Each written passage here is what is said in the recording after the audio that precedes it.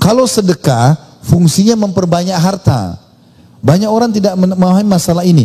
Sehingga kalau zakat hartanya banyak, misalnya 100 juta dia keluarkan atau 1 miliar zakatnya. Karena banyak sekali hartanya, 2,5% hartanya setahun itu 1 miliar misalnya.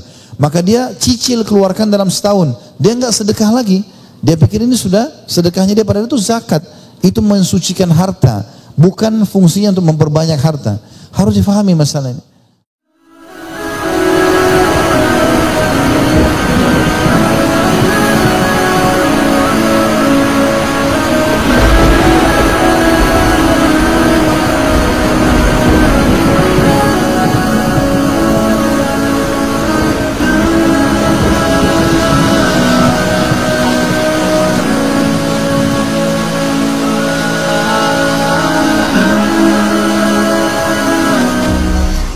Ahli surga teman-teman bisa memiliki banyak sekali istana. Tergantung dari amal dia. Makin sering dia beramal maka makin banyak istana. Jadi tidak harus punya satu rumah atau istana.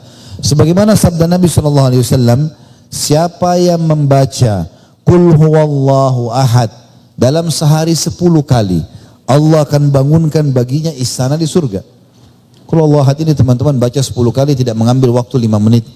Lagi di mobil, lagi di motor, lagi ibu-ibu belanja, lagi menunggu antrian di lift, atau apa saja, lampu merah, baca Qul huwallahu ahad 10 kali punya istana di surga. Artinya kalau Bapak Ibu ulangi sampai 100 kali baca Qul huwallahu ahad dalam sehari, itu bisa punya 10 istana di surga. Begitu juga sabda Nabi SAW, sampai membangun rumah Allah, masjid di muka bumi, Allah akan bangunkan baginya istana di surga. Ada sahabat bertanya, ya Rasulullah, tidak semua orang mampu bangun istana di surga. Tidak semua orang mampu membangun masjid di dunia. Kata Nabi SAW, Allah akan berikan pahala istana ini, walaupun orang cuma membangun masjid di muka bumi sebesar sarang burung. Artinya kayak ada masjid minta sumbangan misalnya. Ya, ditaruhlah kotak amal di depan pinggir jalan. Lalu kita nyumbang 1.000 rupiah, 2.000 rupiah, 10.000 rupiah. Tergantung berapa kita mampu. Maka uang itu disatukan dengan uang lain lalu dibangunlah tembok-tembok masjid atau apa yang berhubungan dengan fasilitas tersebut. Sudah cukup mendapatkan istana di surga. Dan teman-teman harus tahu, setiap hari buku amal kita ada. Jangan cukupkan dengan amal yang pernah kita lakukan. Contoh, kita lewat masjid ada kotak amal, dia minta sumbangan. Kita sudah nyumbang di hari ini. Besok kita lewat, banyak orang tidak nyumbang lagi dengan alasan kemarin sudah nyumbang. Kemarin sudah dicatat. Hari ini bagaimana? Kita tetap butuh itu. Dan setiap kali kita sumbang, dapat istana satu di surga. Kenapa enggak sumbang? Kalau selama sebulan kotak amal itu setiap hari kita sumbang, kita punya misalnya 30 istana di surga. Sangat mudah gitu ya. Dan kita juga perlu titik beratkan di sini teman-teman. Saya perlu hubungkan juga dengan apa tadi yang saya jelaskan masalah sedekah yang merupakan penyebab masuk surga. Kita harus faham beda fungsi dari zakat dan sedekah. Ini beda fungsi. Bagi Bapak Ibu yang Allah berikan kelebihan rezeki kemudian dia zakat harta setahun sekali, ini zakat teman-teman kewajiban kita. Fungsinya membersihkan harta, itu fungsinya.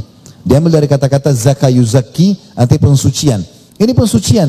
Jadi kalau misalnya kita punya restoran, kita punya apalah usaha, toko baju, butik misalnya, ada orang datang belanja, kita nggak tahu uang ini dari hasil zina, hasil curi kah, kita nggak pernah tahu. Tapi masuk ke uang kita tercampurlah. Zakat fungsinya membersihkan itu.